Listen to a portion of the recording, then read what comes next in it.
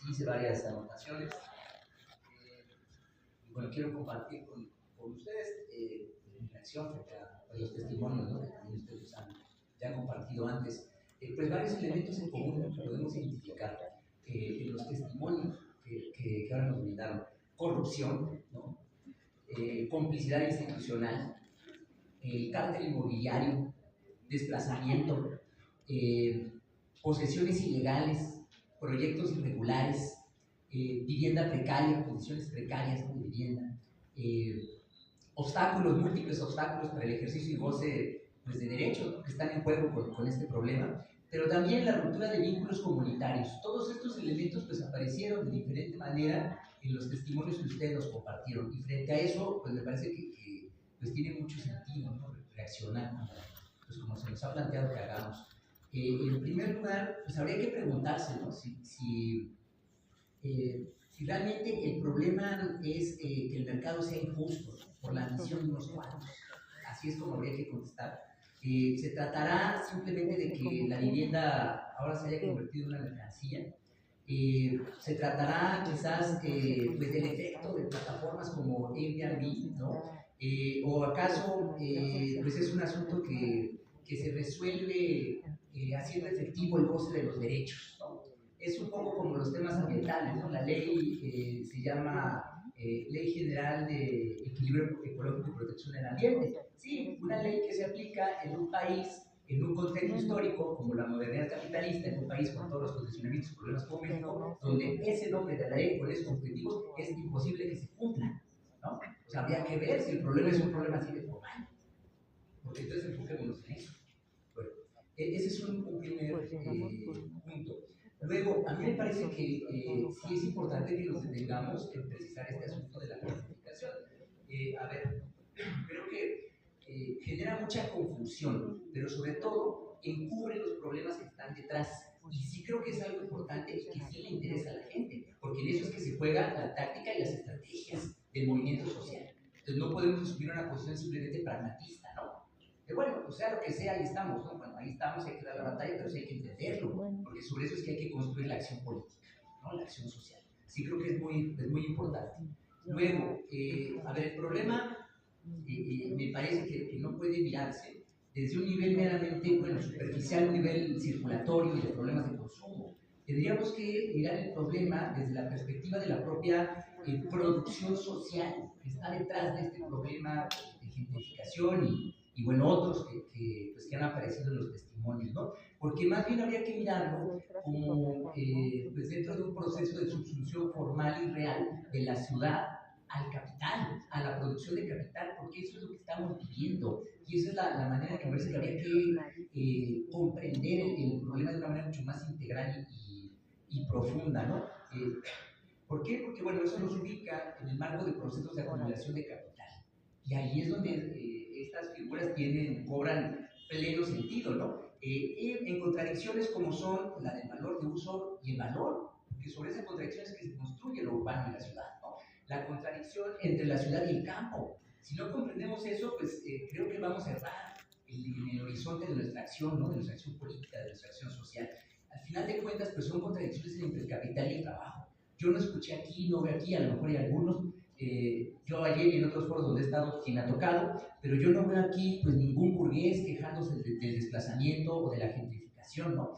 Ni los veo en general pues preocupados por el derecho a la ciudad o el derecho a la vivienda. Ayer, por ejemplo, sí me tocó verlos preocupados por sus negocios, ¿no?, y por su derecho a la propiedad. Ayer sí me tocó que me preguntaran pues una representante de inmobiliaria sobre estos temas, ¿no?, y otros también que estaban conectados a la sesión donde participé, pues sí me tocó que intervinieran en ese sentido, pero aquí no veo ningún burgués así, ¿no? ¿Qué es entonces lo que estamos viendo? ¿Qué es lo que vemos aquí? Pues una lucha del proletariado, de quienes han sido históricamente despojados de los medios de producción y que no tienen, ahora ya no pueden tener ni casa, ahora ya no pueden tener ni propiedad, porque la aspiración ahora es a que puedan ser inquilinos, a que puedan alquilar, ya no pueden tener ni siquiera propiedad inmobiliaria, ¿no? O sea, hay que entenderlo en el contexto de la lucha de clases, ¿no? Y en ese sentido, pues me parece que no puede mirarse simplemente pues, el asunto desde la perspectiva bonachona, pues de los derechos humanos, sino más bien desde la perspectiva crítica de la lucha de clases.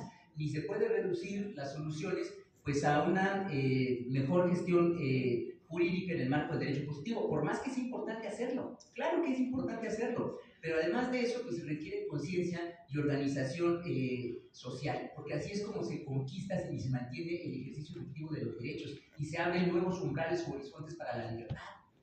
Se requiere la conciencia y la organización social, no va a bastar con la pura gestión jurídica, no, mucho menos en horizontes que se cierran y se vuelven incluso ideológicos y obstáculos para el cambio social, como podría ser pues estas narrativas bonachonas de derechos humanos, ¿no?